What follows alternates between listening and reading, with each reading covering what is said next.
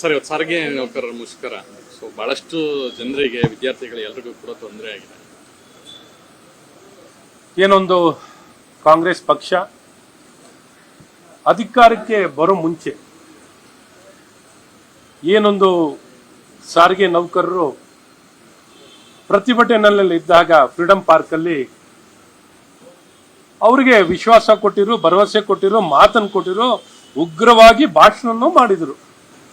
ಇದೇ ಸನ್ಮಾನ್ಯ ಈಗಿನ ಮುಖ್ಯಮಂತ್ರಿಗಳಾಗಿರುವಂತಹ ಸಿದ್ದರಾಮಯ್ಯನವರು, ಉಪಮುಖ್ಯಮಂತ್ರಿ ಕೆಪಿಸಿಸಿ ಅಧ್ಯಕ್ಷರಾಗಿರುವಂತಹ ಸನ್ಮಾನ್ಯ ಡಿ ಕೆ ಶಿವಕುಮಾರ್ ಅವರು, ಅವ್ರು ಆಡಿದ ಮಾತುಗಳೇನ ಮರ್ತೋಗ್ಬಿಟ್ಟಿದಾರ.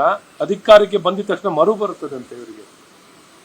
ಈ ಮರು ಬಂದು ಇವತ್ತು ಅವ್ರಿಗೆಲ್ಲ ರೀತಿಯಾದಂಥ ಮಾತು ವಿಶ್ವಾಸವನ್ನು ಕೊಟ್ಟು, ಭರವಸೆಯನ್ನು ಕೊಟ್ಟು ಅಧಿಕಾರಕ್ಕೆ ಬಂದ ದಿನವೇ ಸಾರಿಗೆ ನೌಕರರನ್ನ ಸಂಪೂರ್ಣವಾಗಿ ಮರ್ತೋಗಿದ್ದಾರೆ.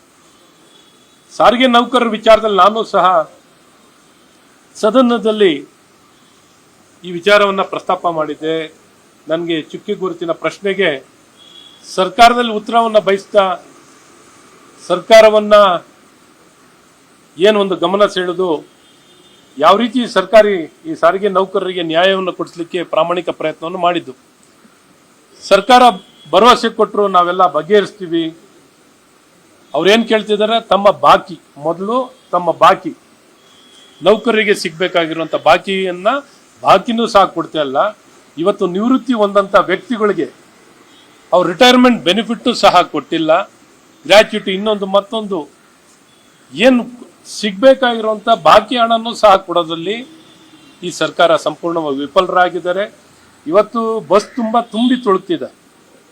ಶಕ್ತಿ ಯೋಜನೆಯನ್ನ ಕಾಂಗ್ರೆಸ್ ಸರ್ಕಾರ ಇವತ್ತು ಕಾರ್ಯರೂಪಕ್ಕೆ ಆಯೋಜನೆಯನ್ನ ಅನುಷ್ಠಾನ ಮಾಡಿದ್ದಾರೆ. ಈ ಅನುಷ್ಠಾನ ಮಾಡಿರೋ ಯೋಜನೆಯಲ್ಲಿ ಬರೀ ಟಿಕೆಟ್ ಏನು ಬಸ್ ತುಂಬಿ ತುಳುಕ್ತಿರುವಂಥದ್ರಲ್ಲಿ ಅದರ ಹಣವನ್ನ ಇವತ್ತೇನಾರ ಸಾರಿಗೆ ನಿಗಮಕ್ಕೆ ಏನಾರ ಹಣವನ್ನ ಪಾವತಿಯನ್ನ ಮಾಡಿದ್ರೆ ಇವತ್ತು ಈ ನೌಕರರಿಗೆ ಎಲ್ಲ ಸರ್ಕಾರದ ಪೇ ಕಮಿಷನ್ ಸ್ಯಾಲ್ರಿ, ಇವತ್ತು ಎಲ್ಲ ನಿಗಮಗಳಿಗೆ ಪೇ ಕಮಿಷನ್ನ ಸ್ಯಾಲ್ರಿನ ಕೊಡ್ತಿದ್ದಾರೆ. ಆದ್ರೆ ಇಲ್ಲಿಗೆ ಯಾಕೆ ಮಾತ್ರ ಕೊಡಲ್ಲ? ಇವ್ರು ಕೊಟ್ಟಿರಲ್ವ ಮಾತು, ಈ ಮಾತನ್ನ ಯಾಕೆ ಉಳಿಸ್ಕೋತಿಲ್ಲ? ಇವತ್ತು ಈ ರೀತಿ ಜನರಿಗೆ ಅನ್ಯಾಯವನ್ನ ಮಾಡ್ತಿದ್ದಾರೆ, ಸಾರಿಗೆ ನೌಕರರಿಗೆ ಅನ್ಯಾಯವನ್ನ ಮಾಡ್ತಿದ್ದಾರೆ.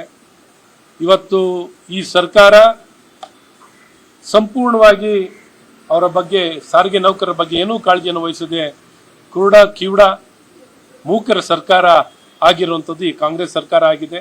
ಹಾಗಾಗಿ ಇವರಿಗೆ ಅನ್ಯಾಯವನ್ನ ಮಾಡ್ತಿದ್ದಾರೆ. ಬರುವಂತ ಹಣ ಎಲ್ಲಿಗೆ ಹೋಗ್ತಿದೆ? ಹಣ ಅವರಿಗೆ ಪಾವತಿ ಆಗ್ಬೇಕಾಗಿರೋದು ಪಾವತಿ ಆಗ್ತಿದ್ಯಾ? ಹಣ ನಮ್ಮಲ್ಲಿ ತುಂಬಿ ತುಳುಕ್ತಿದೆ.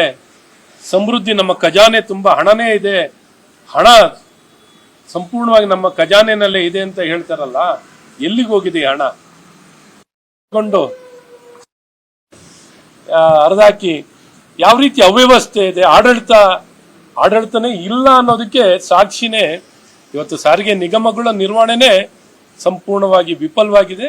ಹಾಗಾಗಿ ಅಲ್ಲೆಲ್ಲ ಶೋಚನೀಯ ಪರಿಸ್ಥಿತಿ ನಿರ್ಮಾಣ ಮಾಡಿದ್ದಾರೆ. ಇದಕ್ಕೆ ಕಾಂಗ್ರೆಸ್ ಸರ್ಕಾರ ಮತ್ತು ಕಾಂಗ್ರೆಸ್ ಪಕ್ಷನೇ ಕಾರಣ ಅಂತಾನು ಹೇಳಕ್ ಇಷ್ಟ.